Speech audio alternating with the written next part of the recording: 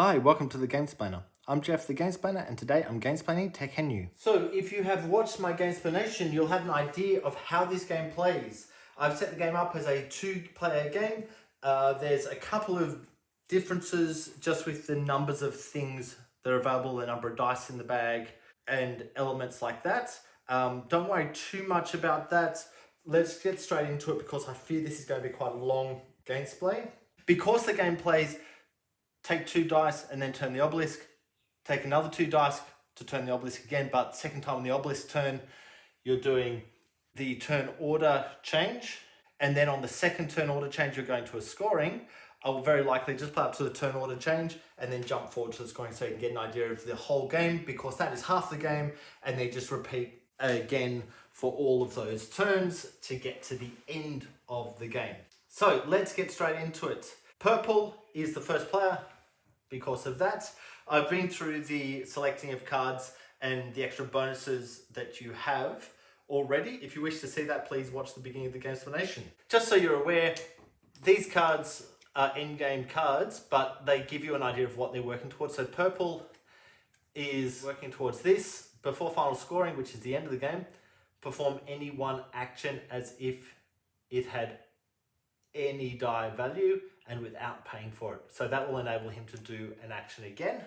And this one with pink is gain 4 victory points for each of these decree cards he has at the end of the game. So he's going to be trying to get a whole bunch of those, which means he needs to get as far forward as he can to be able to get them. This is one of them there.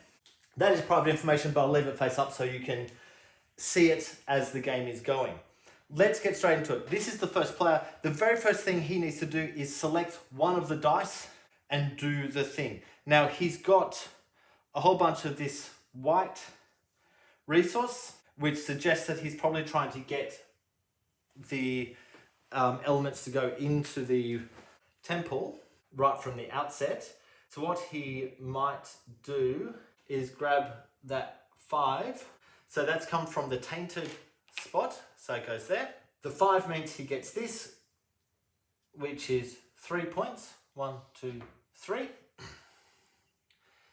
This is going to cost him 4 sandstone. So he's only got 3, but he can spend a gold as the 4th sandstone because gold is a wild. Because this section is in darkness, he gets 2 resources of his choice. And he thinks it's probably worthwhile getting granite for the moment, or the black one. I'll probably talk in white and black, just because that's a little bit easier than remembering what each of the resources actually is.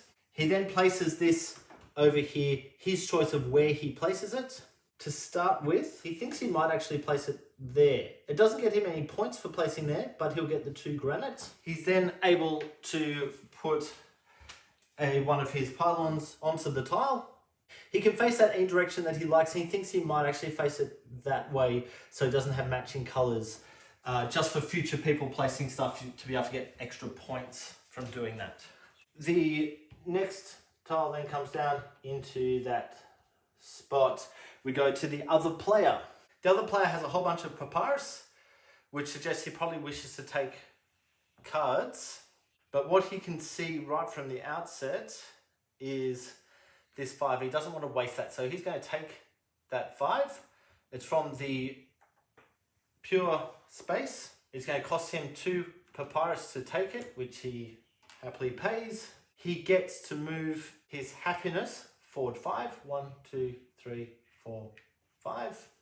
And we move forward to take a second turn, so back over to purple. Purple is going to use one of these tokens to take this 1, but turned into a 2.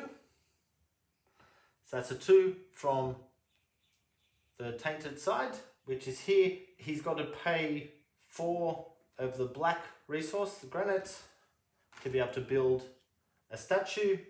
And then number 2, which is this space. So he builds his statue just there.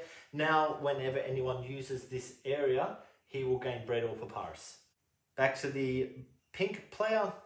Is going to take the 5 from the inside track, so he keeps in balance over there. That means he needs to spend 3 papyrus, which he has, to take 3 cards. Now, because of where his happiness is, he could take 3 of these 4 or these 3 cards. Okay, he thinks he's going to take from here. He really likes the look of this card, which allows him to, whenever he performs a god action, which is one of the 6 actions with dice, he can adjust the value of that die up or down by up to 2 if he wishes. So that's a really valuable card for him. And that's an ongoing benefit. So he's going to get to do that all the time. So he'll hang on to that one. He likes the idea of getting 4 papyrus for that. He will be able to use that when he gains resources, or if he gains resources. So just put that to the side for the moment. He also likes this one, which gains 3 population or 3 happiness, and that's a straight away. So he's going to 1, 2, 3. Okay, and those guys, this card then goes to the discard pile because it's been used. Then refill those spaces and move forward. We have finished the very first portion of the game, which brings us to a rotation phase. So the way the rotation phase works is the obelisk turns by 1 spot. You're looking for the marker just there to see the lineup. For each of the 2 shade spaces, which is here and here, we then roll another 2 dice. So they come out of the bag, rolling for this spot. So black and grey go there. Those 2 come out. Rolling for this, they come out. And we readjust everything to be in the right spots. So brown becomes unusable, as does black. Black becomes there, white and brown. Okay, then we get back into it. So it's this player's turn. He really wants to get some resource, but he can't do anything because those dice are now no longer available. He only has 1 of these, so he can't use the 2 to be able to take a die from anywhere to do it. What he will do is he will take that from here. He's got to pay 2 papyrus to do it. He'll pay the 2 gold instead. That will gain him 1 of those tokens because he's used that. And then he can move this guy forward 4. 1, 2, 3. The other one's lost. It doesn't really matter too much that the other one's lost, so he'll put that down there. Okay, back to pink. Pink has a similar issue where he doesn't have any resource, but he's aware that when he does the resource action, he will get 4 papyrus as well, so he might actually take that resource action. These ones aren't available to him because they're forbidden dice, so he has to take from one of the outside tracks. He thinks there's value in going after bread, so what he's going to do is he's going to actually take that 3, which turns into 3 bread, but he can only produce 2 bread, so he gets the 2 bread. The other one goes onto that side. He will then turn that in for his 4 papyrus, and we move back over to purple's turn again. Purple is going to use those 2 to take a die from anywhere, and he thinks that he's going to grab the 6. It doesn't really matter because it's going to go down to this space anyway. So he's using his 6 to do this action. So he's going to do something along the bottom, which adds this. He loses 1 happiness, which is there. And he's going to put that on the bread. So he'll get 2 bread. To start with, he pushes his bread track up twice, and he pushes something else up 1. And he thinks he'll push the white one up 1. Okay, over to the pink player. Now has bread and resource. And what he's going to do is he will actually pay his 2 bread. So 2 bread paid across. To do this action, he will need to take a die, and he thinks if he takes the 4, that will go onto this side, which would give him a 10 versus 8, so it puts him -2. If he takes the 6, which goes on this side, he would go up to 8. So it's actually more of his benefit to take the 4 and put on that side. He's paid his 2 bread. He's going to build just there, which gains him 1 faith counter, 1 of the whites, and 1 of the blacks because of these. Because he's taken the 4, he now pushes his population 1, 2, 3, 4 to that spot. These goods that are marked on that track are goods that will be gained when the happiness reaches that spot, not when the population reaches it. However, because the population is into the blue, we turn these cards out so we can see what's coming. So another 2 dice have come out, so 4, which means the obelisk turns again. So we rotate the obelisk. Because we are at the second rotation of the obelisk, we now jump to the mate phase. So each player determines the balance of their scales. So we've got, here is 7 versus 4, which means it's a -3. Here it's 8 versus 9 plus 1, which is 10, which means a -2. So that was that resource that was from extra production. However, he has a faith resource, so he will actually spend that, which will bring him up to there, because that's been added to this side, and that's where they end up. So the dice come back to the bag. These resources go back to the resource spot. They go back in the bag.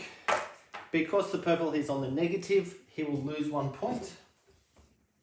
Pink is closer to the 0, so he becomes the first player, and purple is the second player. We then pull out all of the destiny cards. Pink chooses first. Pink is going to go with that one, so he'll get another of the markers. So that's those ones.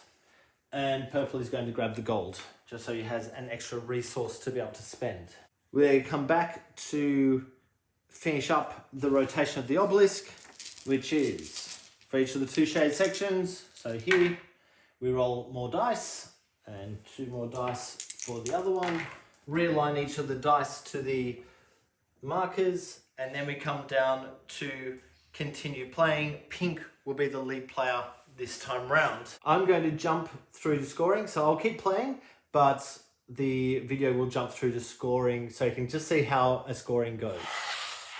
Okay, I've just done the next 2 rotations, which gets me to a point where I'm going to have to run through a few things. So I've done the rotation, which pushed me on to the next map phase. This player has one of these, which he'll add to that side, which puts him on 0. This player doesn't have any, so he's going to end up on -8. So he's going to lose 2 points. They then come up onto that space. We then go forward to a scoring, because that was the second of those mate phases. The other way you can keep track of it is there's an arrow on this. When it's pointing towards this marker, you do a scoring. And when it gets around to pointing to that one, you do the final scoring. So for each of the 4 resource districts, which are these, you gain 3 points. So purple will gain 3 points for being in this one, and for having the majority there, he'll gain 3 points. So purple is getting 6 points. Then we come into the temple complex. So each building and statue around the temple scores 1 point. So each player will get 1 point for that. This one's worth 1 point because it's in the same line as that. This one doesn't get any points because it's not in the same line as that. Because purple has built a statue, he will get 1 point. Pink has not built any, so he doesn't get any. This happiness marker is past that one triangle, so he will get 3 points. This one isn't past any, so he won't get any. For each production that's at the top, you'll get 2 points, so purple will get 2 more points for having that production at the top. Some of any victory points in the building row, no one has any available. We then pay the resource. So this is showing 2 bread, so he needs to pay 2 bread.